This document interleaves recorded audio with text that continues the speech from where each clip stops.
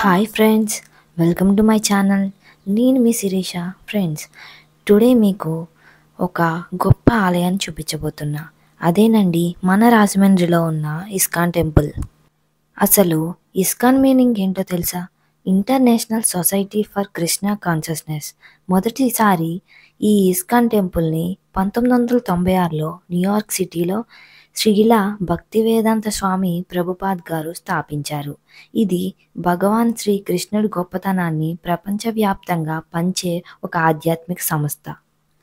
మరి ఇంత సుందరమైన ఇస్కాన్ టెంపుల్ని చూసేద్దామా? అంతకంటే ముందు మొదటిసారిగా మన ఛానల్ చూస్తున్న వాళ్ళు సబ్స్క్రైబ్ చేసి పక్కనే ఉన్న బెల్ ఐకాన్ ఆన్లో పెట్టుకోండి.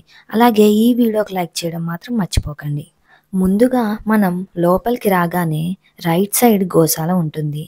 లెఫ్ట్ సైడ్ సందర్శకులు దర్శనం కాగానే కూర్చోవడానికి ఖాళీ స్థలం ఉంటుంది. ఇలా రైట్ సైడ్ మెట్లు ఎక్కిన తర్వాత మనం పైకి చేరుకుంటాం.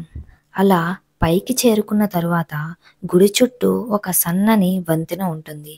అక్కడ శ్రీకృష్ణుని అవతారాలన్నీ మనకు కనిపిస్తాయి. ఆ అవతారాలన్నీ చిన్న చిన్న మందిరాలలో ఉంటాయి. ఆ మందిరాలని మనం ఒక్కో ప్రదక్షిణ చేసుకుంటూ వెళ్ళాలి. అలా మనం ముందుకు నడుచుకుంటూ వెళ్తే మనకు మొదటి మందిరం కనిపిస్తుంది. మొదటి మందిరంలో శ్రీ విష్ణువు యొక్క 5వ అవతారం శ్రీ వామన అవతారం కనిపిస్తుంది. ఈ అవతారం ముఖ్యంగా బలిచక్రవర్తిని పరీక్షించడానికి తీసుకున్నదిగా మన పురాణాల్లో చెప్పబడింది. ఇంకా చెప్పాలంటే ధర్మాన్ని స్థాపించేందుకు విష్ణువు చిన్న బ్రాహ్మణుడిగా వామన రూపంలో అవతరించి బలిచక్రవర్తి అహంకారాన్ని తగ్గించాడు. రెండవ మందిరంలో విష్ణువు యొక్క 6వ అవతారమైన పరశురాముడి అవతారం మనకు కనిపిస్తుంది. ఇతను క్షత్రియుల అహంకారాన్ని నశింపజేసి ధర్మాన్ని స్థాపించు అనే ముఖ్య ధ్యేయంతో 21 సార్లు క్షత్రియులను చంపారు.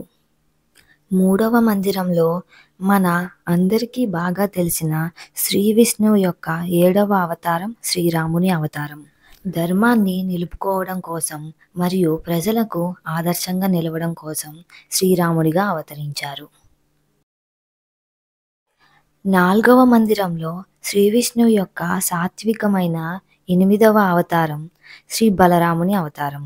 కొన్ని గ్రంథాలలో 9వ అవతారం అని కూడా అంటారు. శ్రీకృష్ణుడి అన్నయ్యగా జన్మించి ధర్మస్థాపనలో తోడుగా సహాయం చేశాడు శ్రీ బలరాముడు. 5వ మందిరంలో శ్రీ విష్ణువు యొక్క 8వ అవతారం శ్రీ బుద్ధ అవతారం. శ్రీ బుద్ధుడు అహింస, జ్ఞానం మరియు కరుణను బోధిస్తూ ధర్మాన్ని కొత్త దృక్కోణంలో చూపిన విష్ణువు అవతారం. ఆలయం వెనక భాగాన ఉన్న గోదావరి తీరం, సూర్యాస్తమయంలో గోదావరిపై పడే రంగులు ఇవి భక్తిని మరింత పెంచుతాయి. అక్కడే కూర్చొని జపం చేస్తే ఆత్మకు ఆనందం కలుగుతుంది. భక్తితో కృష్ణుని ఆలయ దర్శనం చేస్తూ పాపాలను గోదావరి తీరం వద్ద పారబోసిన తరుణం. That's true Rajahmundry ISKCON experience. చుట్టూ చెట్లు మరియు పక్షులతో చాలా అందంగా కనిపిస్తుంది మన ఇస్కాన్ టెంపుల్. 6వ మందిరానికి వచ్చినట్లయితే శ్రీ విష్ణువు యొక్క 10వ మరియు చివరి అవతారం శ్రీ కల్కి అవతారం. ఇది భవిష్యత్తులో కలియుగం అంతానికి అవతరించనుంది. కలియుగంలో ధర్మం పూర్తిగా క్షీణించినప్పుడు, పాపం పెరిగినప్పుడు విష్ణువు కల్కి రూపంలో అవతరిస్తాడు. ఆయన ఒక తెల్ల గాడిదపై శత్రువులను సంహరించి ఖడ్గాన్ని చేతబట్టి అవతరిస్తాడు.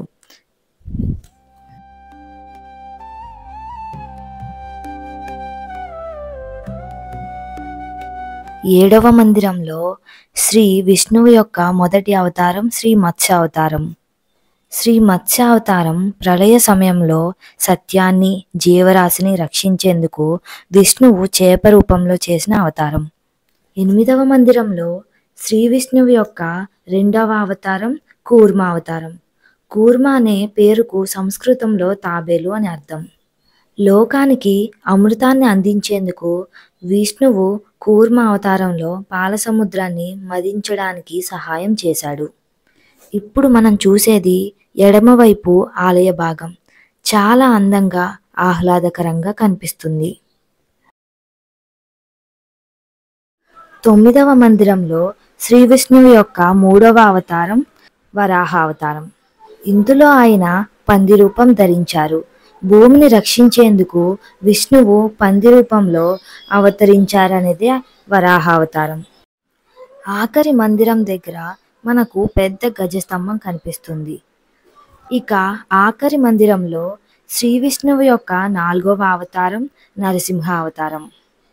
ఇందులో ఆయన అర్ధ మనిషి, అర్ధ సింహ రూపంలో అవతరించారు.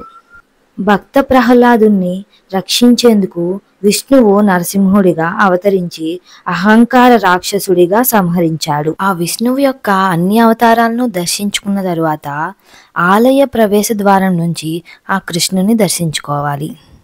అలా లోపలికి వెళ్ళిన తర్వాత ఆలయానికి సంబంధించిన ఎన్నో చిత్రాలను మనకు కనబడతాయి. మేము వెళ్ళేసరికి హారతి ఇచ్చే వేళ అవడంతో దేవుని ముందు ఉన్న కర్టెన్స్ వేసేశారు.